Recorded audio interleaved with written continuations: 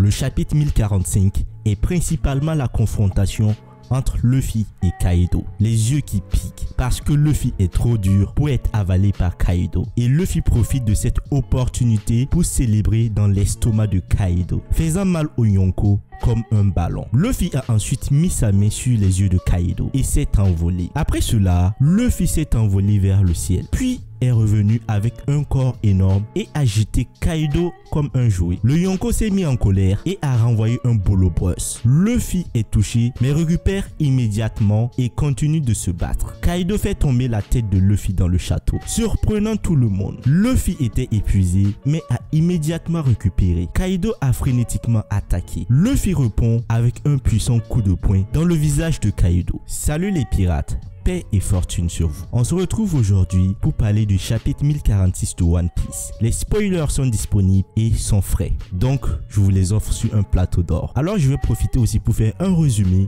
du chapitre 1045.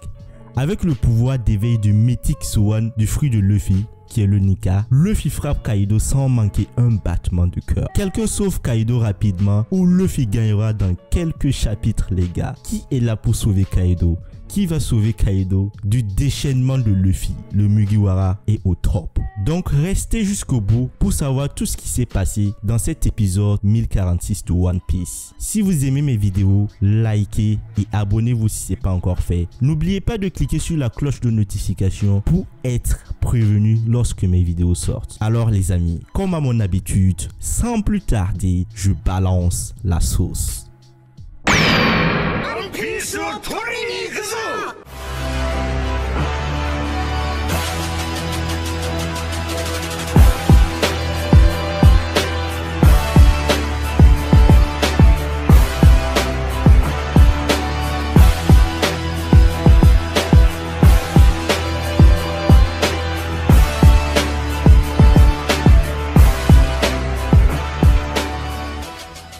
Tout comme ce que les 5 anciens ont décrit, le pouvoir du fruit de Nika est tout simplement ridicule. Cela affecte non seulement l'utilisateur ou le terrain environnant, mais aussi les personnes. Nous pouvons voir que non seulement Kaido est transformé, les gens qui regardent le match sont également transformés. Jusqu'où ce ridicule va-t-il s'aggraver? L'eau pense que tout le monde devrait se préparer mentalement. Sûrement les prochains développements seront encore plus drôles. Là les amis, je pense que le fruit de Luffy n'est pas un Zoan. Il a les spécificités d'un Loggia, d'un Paramecia et d'un Zoan. Peut-être que le fruit de Nika a la capacité de regrouper les puissances de tous ces fruits. Parce que premièrement, qu'est-ce qu'un Paramecia? Le Paramecia a les pouvoirs d'un élément et peut se transformer en cet élément. Luffy peut se transformer en caoutchouc. Ensuite, le Zoan a une endurance démentielle et peut transformer son corps comme un animal et avoir une résistance démentielle. Alors, Luffy a mangé le fruit de l'humain. Il est déjà un humain. Mais on voit un changement sur son corps. Il devient comme Nika. Il rit énormément et son endurance est démentielle. Ensuite, si on parle des Paramecia qui ont la capacité d'affecter leur environnement, Luffy est capable d'affecter son environnement et les êtres humains et aussi les êtres vivants qui sont dans l'environnement. Il peut transformer l'environnement dans lequel il est en caoutchouc, refléter les différentes attaques. Il est aussi capable de transformer les êtres vivants. C'est ce qu'il a fait avec Kaido. Il a transformé l'estomac de Kaido en élastique. En voyant Luffy porter Kaido de haut en bas sur le terrain, les samouraïs semblaient être sous tension. Ils continueront à se battre pour repousser les subordonnés de Kaido. Dans le même temps, Momonosuke et Yamato s'occuperont ensemble d'Onigashima. Le chapitre 1045 nous en a montré plus sur la force de Luffy. Chaque fois qu'il était épuisé, Luffy récupérait rapidement. A-t-il vraiment une santé illimitée ou faut-il échanger le sang de chien actuel contre autre chose? Law pensait que tant que Luffy a la volonté de se battre, il pourra toujours récupérer. Après les progrès actuels, peut-être dans 1 ou 3 chapitres de plus, Luffy finira Kaido. Et là, c'était le résumé du chapitre 1045. Rentrons dans le vif du sujet, le chapitre 1046. Qu'est-ce qui s'est passé les amis?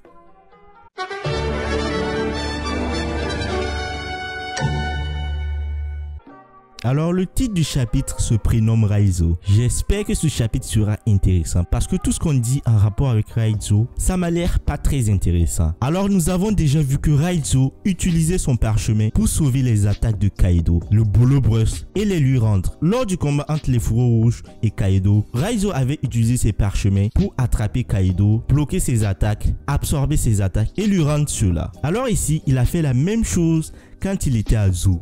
Il a gardé dans ses parchemins l'eau que Zunichat utilisait pour se baigner. Alors les amis, ça veut dire que les parchemins de Raizo sont capables d'emmagasiner énormément de choses. Il a absorbé l'eau que Zunichat utilisait pour se baigner. Et qu'est-ce qu'il va faire avec cette eau? Je sens que Raizo prépare quelque chose et il va être une des causes de la chute de Kaido. Raizo avait cette idée en tête depuis que le château d'Oden a brûlé il y a 20 ans, afin d'être prêt si jamais il se retrouvait dans une situation similaire. Ah les amis, ça veut dire que ce feu que Kaido avait provoqué il y a 20 ans l'a tellement traumatisé qu'il a décidé d'absorber de l'eau, d'absorber tout ce qui est possible pour que lorsque cette situation va se répéter, qu'il puisse avoir assez d'eau pour éteindre le feu. L'eau de son parchemin a inondé l'intérieur du château et c'est Jinbe qui contrôle cette eau comme son courant marin pour éteindre le feu. Ah là ça tombe bien, Jinbe qui est un homme poisson qui maîtrise le karaté des hommes poissons est là. Il peut l'utiliser et devenir encore plus puissant. La première page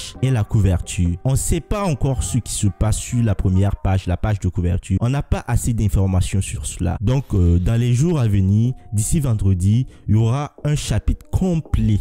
Je vais vous faire sortir une vidéo complète avec toutes les informations. Certes, la page de couverture ne contient pas les informations les plus cruciales, mais ça peut quand même aider. Les 5 premières pages du chapitre sont celles de Luffy versus Kaido. Je pense que Eiichiro Oda va continuer avec ce combat. Certes, il ne va pas occuper tout le chapitre. On aura quelques éclairs pour savoir où est-ce qu'ils en sont. Alors, on continue directement avec les 9 autres pages suivantes qui vont concerner Raizo, Jinbe, Sanji et Zoro. Donc là, on va essayer de faire le checkpoint des différents personnages qui sont sur Onigashima. On va savoir quel est leur état de santé, qu'est-ce qu'ils sont en train de faire et quelles sont leurs perspectives. On voit apparaître Sanji et Zoro sur un panneau. Sanji apparaît en train de parler et Zoro est emporté par Franky. Il ne te dit rien ou est toujours inconscient? Demande Sanji. Donc Zoro il est toujours inconscient. On ne sait pas ce qu'il a. On espère qu'il va se réveiller. Du côté de Sanji, on sait que Sanji a la capacité de se régénérer grâce à ses cellules du germain. Donc je pense que d'ici là, il va récupérer petit à petit. Il pourra revenir. Zoro là, clairement, il est dans un sale état. On espère que notre ami Zoro va pouvoir se relever. Et on a la page finale où Luffy attrape la foudre. Il ressemble à un dieu du tonnerre. Il va attaquer Kaido. Et Kaido semble rire et dit vas-y, ou quelque chose comme ça. Ah là les amis, qu'est-ce qu'on est en train de voir? Luffy maîtrise maintenant la foudre. Ça devient quelque chose de démentiel. Et là ma théorie est en train de se confirmer. J'avais parlé d'Hanuman. J'ai dit qu'Hanuman maîtrise la foudre. Hanuman est capable de changer sa forme. Il peut grossir, il peut maigrir. Il est capable de maîtriser des tas de techniques. Si vous voulez comprendre tout le pouvoir de Luffy, repartez sur ma vidéo qui parle d'Hanuman. De toutes les façons, sur cette vidéo, à la fin, il y aura une petite miniature qui va vous parler de cette vidéo. Franchement, Hanuman est monstrueux. Et là, Luffy est en train de développer tous les pouvoirs que je suis en train de parler. J'avais dit qu'il allait maîtriser la foudre et c'est ce qui est en train de se passer. Franchement, c'est fantastique, c'est démentiel. Ce chapitre, certes, c'est pas le plus beau. Il y a quelques éléments parce que là, tous les chapitres ne peuvent pas nous laisser en haleine. Ça peut pas être du high level. Il faut quand même qu'on baisse la température pour revenir après avec de la masterclass d'Eiichiro Oda. Là, clairement, les amis, c'est monstrueux. Et on voit que l'attaque finale de Luffy n'a pas encore de nom. Je me demande, Luffy, quels sont les noms qu'il va octroyer à ces nouvelles attaques? Il n'est même pas encore conscient que son fruit est un Zoan. Donc, les amis, on espère que peut-être avec cette attaque, il va se rendre compte. Ou peut-être quelqu'un va lui dire. Mais là, franchement, on a hâte de voir quel type d'attaque il va faire. Je profite de l'occasion pour vous dire que les spoils sont disponibles sur ma page Facebook Cephas Sensei. D'ici ce soir, vous aurez aussi les scans, tout ce qu'il y a en rapport avec ce chapitre. Vous pourrez savourer les planches de Eiichiro Oda. Donc les amis, allez-y, savourez. Je pense que ce chapitre-là, quand il va sortir en officiel, il sera démentiel. Et vous les amis, que pensez-vous de ce chapitre? Est-ce que Raizo va vraiment être décisif dans cette bataille? Quel sera le rôle de Sanji et Zoro? Laissez un commentaire pour qu'on en discute. Quant à moi, je vous souhaite de vous porter bien, car moi je me porte bien. Les amis, à la prochaine. Peace.